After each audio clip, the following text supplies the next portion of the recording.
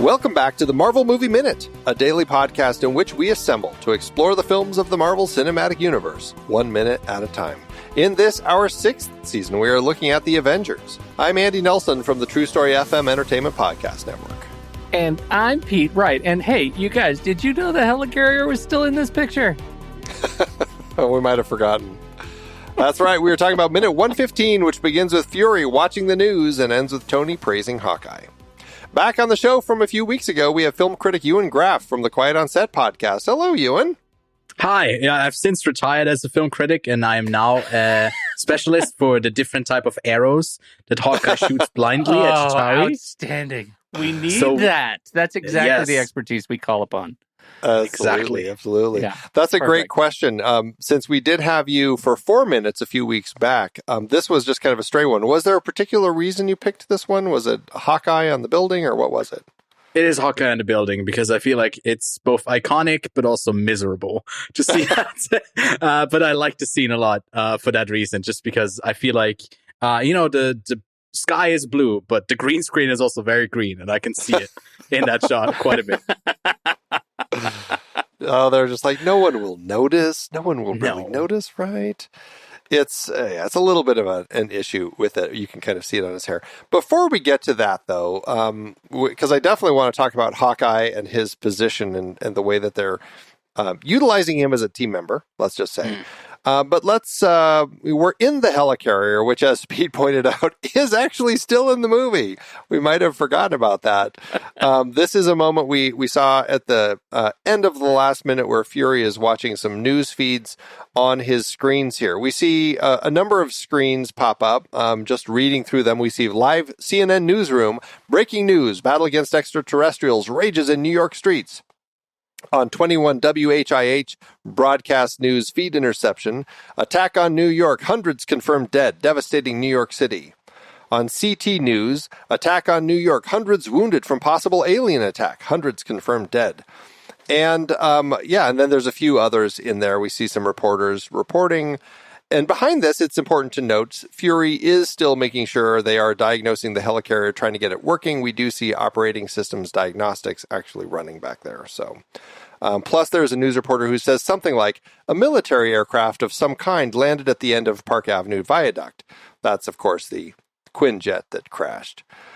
So Nick Fury watching the news, getting a sense of things. We didn't get a chance to ever talk about any of the stuff going on with the helicarrier with you, Ewan. But I mean, what do you think of Samuel L. Jackson as Nick Fury? Do you like him in this role? Yes, no one can say anything bad about this man. That would be blasphemous. He's great. Yeah. And he's a great casting choice. And I like him in the early movies a bit more. I don't know where they're going with him at the moment. But he's simple. He's the guy who unites them all together, and he's got an eye patch, and that looks cool. So I'm a man of simple pleasures. You could wear an eye patch if you wanted to. You don't need an excuse to wear an eye patch. He's got an eye patch, but also he's got a lot of scars there. You're right. You do need an excuse for the scars. I do need a backstory, and I do have the cat to actually make that work. They're not as alien, I guess, but I like that you went there, though. One day. Yeah, that's right. That's I just like the idea that Fury is like there's something about this setup. Like I know you're going to say, he's overseeing repairs of the helicarrier, but there's something so just delicious about the fact that Fury is in the helicarrier and he's just watching the news. Like that, don't you think he'd be able to have maybe more information than the news would be offering? Of course, no, he's got to know what the public opinion is. Sure he does. But still, it's Fury watching the news. And there's something really awesome about that. Not only that, there is this element that I can't let go of where I'm just like, he is the person who wanted to put this team together. And I just can't help but think, like, when he saw them all take off earlier, he sees them and they go, they figured out where it was. Like, he gets all excited that they figured out where the Tesseract is.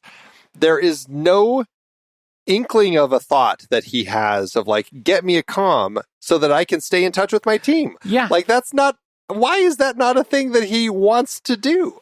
He's not talking to, like, he isn't the one who's saying, hey, I'm watching from above, and I know that the Chitauri can't bank worth a damn. I don't. It's one of those things that I do. Like, why is it? I know we're watching a film called The Avengers. There is this element where it makes sense, where we want to see the Avengers actually doing their job as superheroes. Right. But there is this element of Nick being the head of the team and the head of S.H.I.E.L.D. and all this sort of thing, where I kind of just want to have him feel like he's actually leading in some capacity, not just, I'm just going to be a bystander now and watch the news. Because what we still haven't quite resolved is who the spiritual leader of the Avengers is in Fury's perspective. Because if it's not Fury, who does Fury think it is? Does Fury still think it's Captain America? Does Fury think it's Iron Man? Who's Fury backing as the leader of the Avengers? Yeah, I don't know. Good question. Who is his proxy? Right. It still boggles my mind that no one's in communication. And it's ridiculous. Yeah, very strange to me. Especially because they are working together. It does kind of make more sense if someone does step up to take that directive, as well as they are working together, I guess. But then it's also, they're kind of thrown together as well. So in a lot of moments, they just kind of reluctantly kind of fight together, or like circumstantial to, I guess, hey, there's a big blue beam.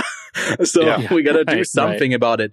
So I guess it does kind of make sense that they are all just like in the heat of the moment, not really thinking things through with communication. But then they got that with the tech from Stark, with the Quinjet, to everyone, like, for some reason got an earpiece in, probably to hear each other or talk to each other at some points, and then they don't sometimes. I mean, that's just like big movie trope. They do that a lot in a lot of these movies, where people are just communicating with each other, even if there's loud noises around and they couldn't probably understand each other clearly. Yeah. But they should definitely be talking to Nick Fury. Yeah. I agree. Right, yeah. It wouldn't necessarily matter at this point, because as we find out from Maria Hill, who comes up, that the council is on. They have called. The World Security Council needs to talk with Nick about what's going on, and he doesn't seem too thrilled about this. And, we're going to certainly have some more thoughts about this as we see him in the conversation with them.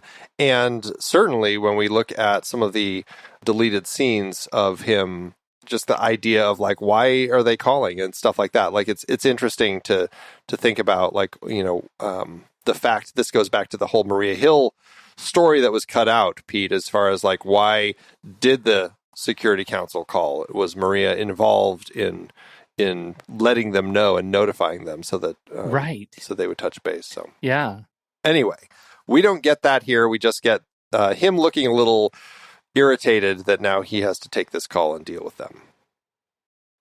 But that then takes us to we're going to be jumping back into the fray, as it were, and we are up with Hawkeye up on his perch.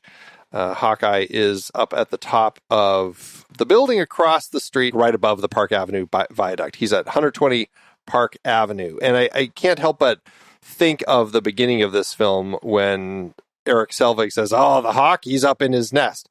And it's like, of course, they're going to drop him into place. And I mean, to a certain extent, he's doing exactly what Cap told him to a few minutes ago. He's looking for strays and patterns. That's exactly what happens at the start of this minute. He calls out to Tony, "You've got a lot of strays sniffing your tail." And this is where, I don't know, I guess, how do you two feel about the way that in this story with these 6 superheroes, this is what we're going to do with Hawkeye? Does this make sense for him? Do you like his usage? It makes sense that he becomes the joke, ultimately, of like the joke Avenger. It's like this scene that tries to really shoehorn him in as this cool guy who doesn't need to look when he's shooting. And it doesn't work. For me, it really doesn't work. I feel like I've been betrayed by my Jeremy Renner fandom so many times in this movie, because I like Renner so much. Like, I'm really in the bag, and I'm not a massive, like, early years Hawkeye fan. Like, I just don't have that backstory in my kind of headcanon. So what I know of Hawkeye is is the character stuff that we get of the stuff that I've read in the later comics. And so what I don't know is if this is an appropriate use of Hawkeye. Are they just putting him someplace, or does the movie somehow like justify it by this is how Hawkeye is used in battles in elsewhere in the comic history? Like we have some affinity or allegiance to the books. I don't know if that's the case. It feels again like kind of a waste of a fun character that they just kind of don't know what to do with. I think that's where I end up sitting with it. It's like, okay, we don't really know what else to do with you. You shoot bows and you shoot arrows with your bow, and so we need to put you in a position where you're far from action so that you can be shooting at them from a distance, because that's what you do when you're an archer. And sure, this whole allusion to Hawkeye, you've got great eyes, you can see what's going on, and the whole thing at the beginning with, oh, he's up in his nest, he likes to see everything that's going on. It's like, okay, we're going to put him in a place where he's watching stuff.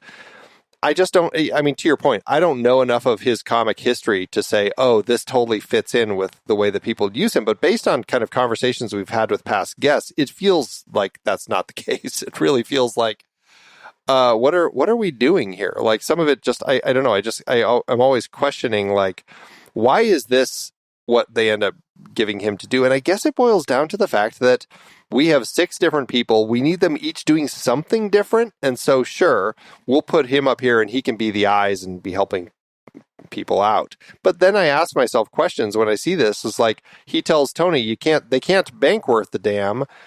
It's like Tony seems like he's been fighting these Chitauri longer than Hawkeye has. It seems like he would already have been the person who figured that out, you know?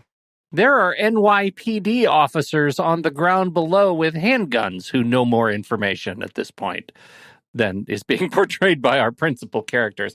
And let's just say again, we have yet to see any other reinforcements. Clearly, the only Quinjet that was left on the helicarrier was the one they stole 10 minutes ago, because there is still no one else but the Archer, the other Avengers, and the police on the ground, right? Did I miss anything in the last 10 minutes? No, the waitress is also still there. The waitress is still there, throwing plates. Yeah, a double shot of his espresso. Right. Locked him out cold. Short circuit though. Exactly. Yeah, the whole thing, I end up, I don't know. It's a kind of a frustrating usage of him. And as you said, Ewan, the way that they choose to say, this is how cool he is. He can shoot over his shoulder and hit a Chitauri without looking. And that just, I mean, honestly, it just makes me roll my eyes. I'm like, I know people can do cool trick shots with arrows and stuff, but to have him just like raise this thing over his shoulder and just blindly shoot and hit something to make it blow up, it just is like, seriously, like, what do they have, tracking devices on the tips now? Like, I would have believed it more if that was in there. And it just, I don't know, all of that ends up reeking just so much of artifice. I mean, the framing is also bad. It looks like it goes off into the completely wrong direction as well. Like way more right of it as well. It's just also something with, like, I would have bought it a bit more if it works a bit better in the framing for me, but that threw me for another loop. Right. Like it actually looks like it should have hit whatever the chariot, like off screen. Should have done a follow shot for that one and just like an innocent bystander gets exploded. You guys are just a couple of old men. That's all I have to say about that. My inner child is fully at work, and I'm in the bag for Hawkeye. Any character with exceptional aim I'm in their corner. So Deadshot and Gambit and Hawkeye and all of these characters I love so much. And so he could be shooting straight at a wall, but and bank the shot when he banks shots off of stuff and make it hit, it's totally unbelievable. I know, and I still buy every single bit of it because I just love people with good aim. That's so weird. We do, as you said, Ewan, we do get a number of different arrows that we see. Yes. In this minute, we get some explosive arrows, which is what he uses at the start of this minute to blow the one up that's behind him. But also we get to see the thermal arrow, or the incendiary arrow. This is a special arrow that contains a chemical mixture that can melt through a variety of materials, including most metals, when activated, similar to a powerful thermite reaction. And we see him in this minute take aim, shoot at a chariot that's flying past. And, it's an interesting angle that he shoots because he's looking kind of toward camera, but his eyes are looking off screen left. He takes the shot, and I guess, I don't know, the way that the chariot's flying, it ends up hitting it right at the strut between the front of it, and then it splits, it melts the whole thing off, and it splits it into pieces and kind of goes flying off. I mean, in the scope of what he does with his arrows, what do you two think of this incendiary arrow? Do I even need to tell you? It's so cool. I like the flaming hot Cheeto arrow. The flaming hot Cheeto arrow. I love it. He's got normal explosion and flaming hot Cheeto. It's just the tip of like a Cheeto tip, and I love it. This is great. This is a great moment. There's 3 moments. Normal arrow, or I don't know, maybe the first one explodes as well. Explosion, no look, kind of lame, bit over the top. This, simple execution. He aims, he shoots, he hits, he melts, and then he falls. I love it. It's great. It's a great little sequence. Arrow cam melts and splits the chariot in 2, and I think that's really great. I love it. I love it so much. I love Hawkeye's arrows so much. You can do no wrong. It is fun. It also does just continue the devastation in New York. as you said, it splits it into 2. You have the left gunner spin out of control and crash right there into Grand Central Terminal, and then the right 2/3 of it careens down and crashes into the streets below. And what's great about this shot, though, aside from seeing these guys crash, is we have Tony flying in just at the exact same moment, and then he actually puts on his air brakes, I guess we'll just say, and attacks another chariot that comes through. It's really fun, and like in the scope of action choreography, I actually think it's kind of cool the way that they connect these scenes. We were talking about this last time with you and Pete about the way that they're blending all the action that each of our heroes is kind of doing together. For sure. This is the meanwhile on the other street corner bit. They're just very good at it. It's very cool. So we get Tony after he blows this one up. He is leading some, as Clint had just told him, they can't bank worth a damn, and so Tony's trying to put a plan into action. We see him. This is tunnel time. He flies into the Park Avenue tunnel that goes through the Helmsley building, and he comes out the north end of it, and then he flips a U-ey. The chariot crashes into 250 Park Avenue, and then Tony flies back south through the West Helmsley walk. He doesn't take the road. He actually takes the pedestrian pass-through and comes back to the base of Stark Tower, and where more chariots crash. So he actually, in the scope of the work that he's doing here, aside from the insane calisthenics that it takes for him to actually do these maneuvers, he's actually doing a pretty good job of destroying more of these Chitauri and their chariots. Considering my geography with New York has, I've never been there, and so it's really limited to Google Maps and walking through all this. Like, walking through all of this, it was actually incredibly gratifying for me to actually really finally understand what was actually happening and like where he was going with all of these scenes. Did you ever, Ewan, have you ever been to New York City? No, never been to New York, no. So watching all of this, you were probably the same as me. You're like, I don't know where they are. I just know they're flying through tunnels. It's Cleveland. Yeah, right. That's what I was thinking. Yeah, exactly. Pete, I mean, have you ever been on this viaduct, like cutting through the Helmsley building here? Yeah, but I don't remember it so messy.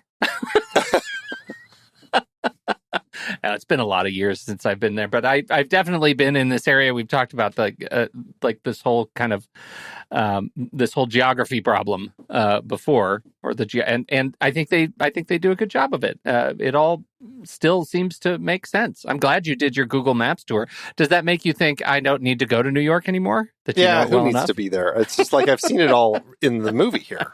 Like, I know where all this is. Right. I'd actually just be disappointed that I didn't see Stark Tower, that it was actually just the MetLife building. All right. Well, so basically, this is just more of this fight that we're getting. And this whole point of what we're actually seeing here, it's really just to say, this is why Hawkeye is on the team. Yeah. And I know, Pete, I love your enthusiasm for it. But I roll a little bit with Ewan about like, meh. But is this as effective as he could have been? Right. Could they have done something else with Hawkeye?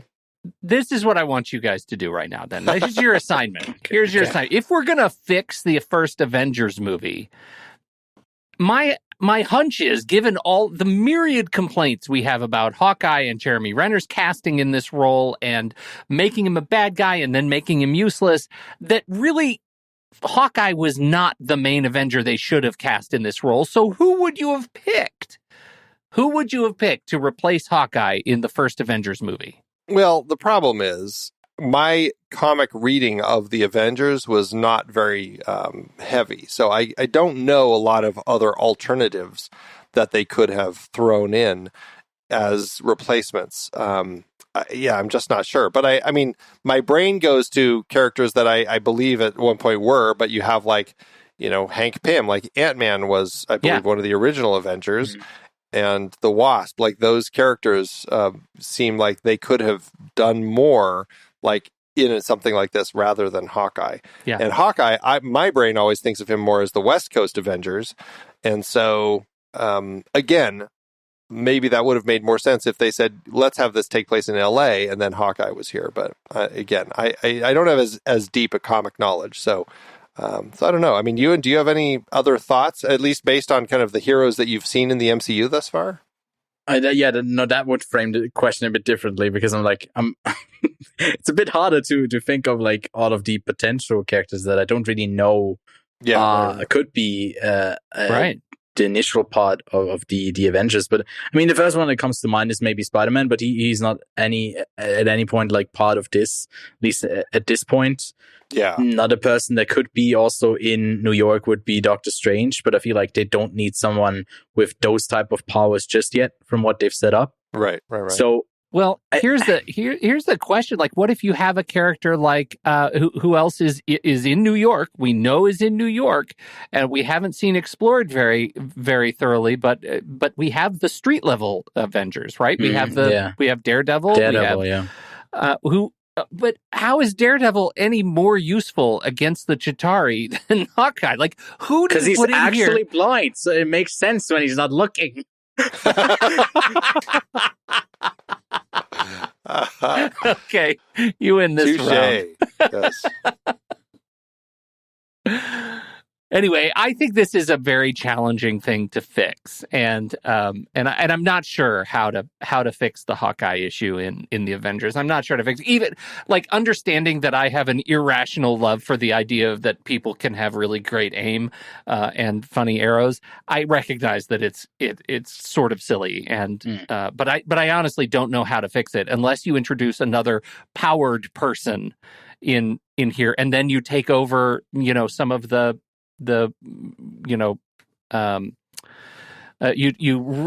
think you risk competing with the other powered people that we have in the Avengers at this point in time. And so I guess if I were to rework this, even leaving Hawkeye in, which I mean, I love Hawkeye. I'm totally fine if they decide let's leave Hawkeye in, but at least then give us even more arrows. Like, just variety. Like, I feel like we don't really... I mean, there's little variety here. Like, we've got the explosive arrow, this thermal arrow. We've got the one with little grappling hooks, those cute little grappling hooks that uses to kind of like the timed explosive detonator that we have. We've got let's see, he used regular arrows at the very beginning, I suppose. Those are not as exciting, but when you're thinking of the other ones, like, he's got the data arrow. He's got the one that has the burst shot that has a whole bunch of other things that shoot off of it.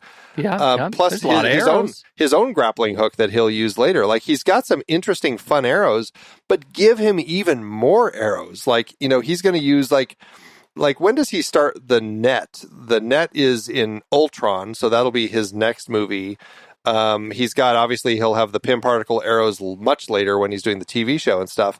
Like, I just feel like if you're going to make this guy an Avenger, give him some flippin' cool arrows that really say, oh, this is why he's on the team. He can aim well, he can see well, and he's got a whole array of really fancy, cool things. Like, I just feel like if that's where we really want to go, give us some really cool arrows with him. Yeah.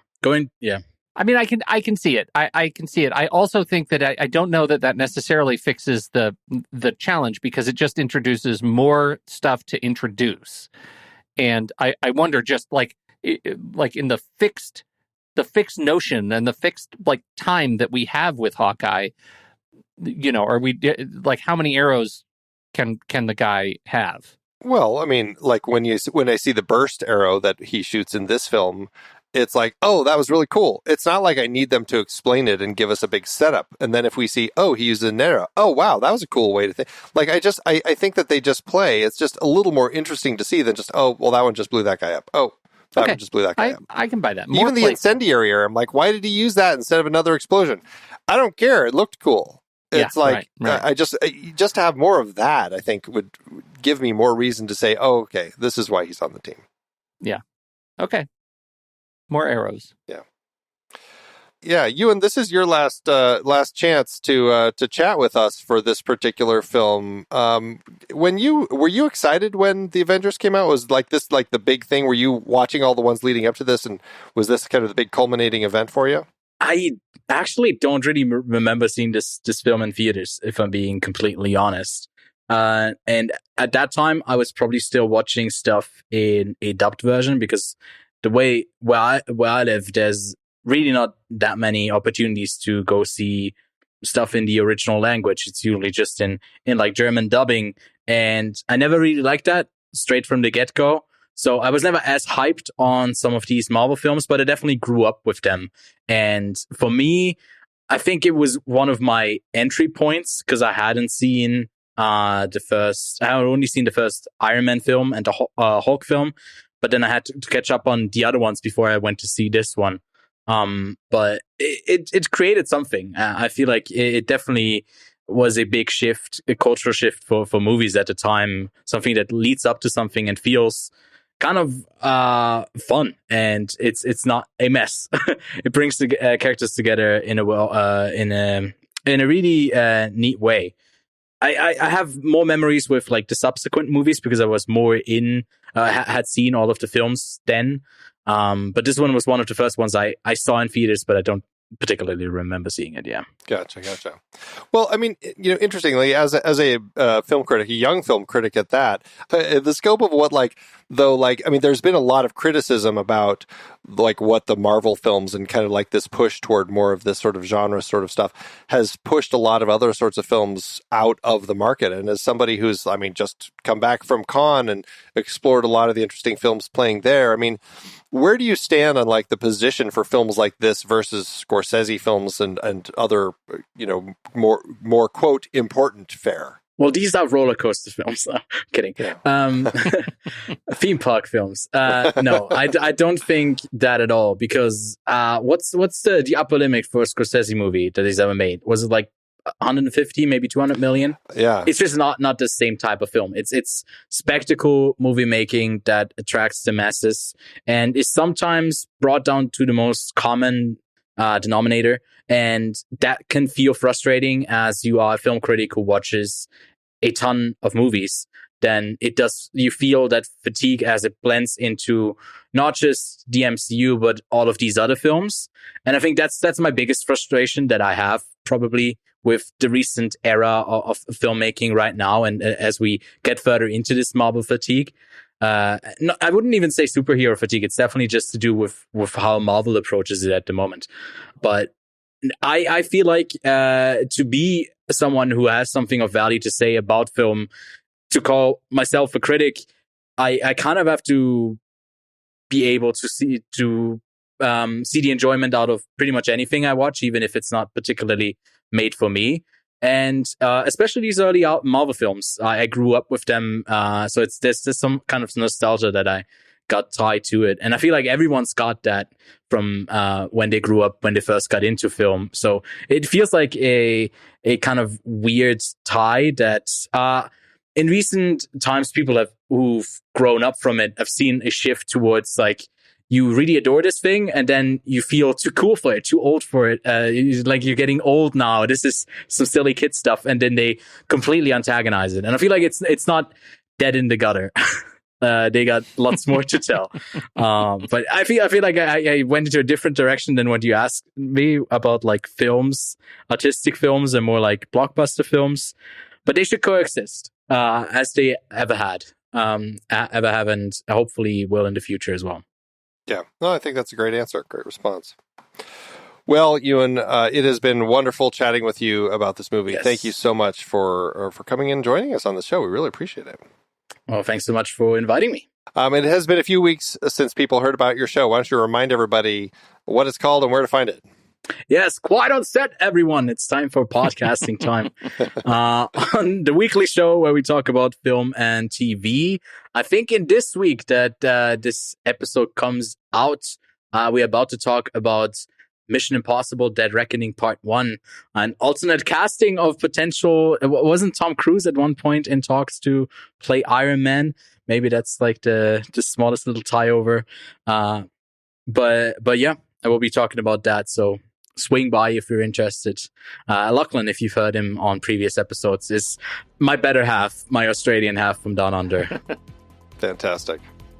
Well, we'll have the links for that in the show notes. Everybody check that out. Tune into the show. It's a fun one. And that's it for us today. We'll be back with another guest on Monday. Michael Gravagno will be back. So we'll be back with him next week. So, Pete, thanks as always. Next week, Black Widow hails a chituber. Until next time, true believers.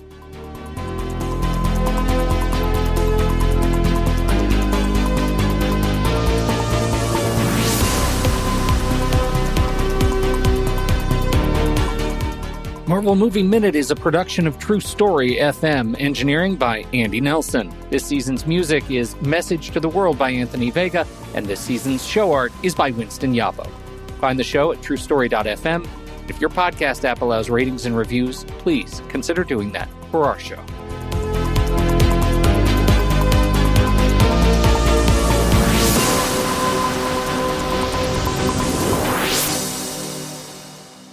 Yeah. I wrote that one down so I wouldn't forget it. A chituber, is this like the Chitari version of a YouTuber? No, it's a Chitari Uber. Oh, it's Uber. oh no. Okay, I just got it. I was like, you got the minute? Wait. Yeah. Yeah, no, I got it. It takes a second. Mm-hmm. Yeah, sometimes that's how my humor works. It just takes a second. Sometimes the minute humor takes a second, yeah. Yes. Like that. Yeah, right.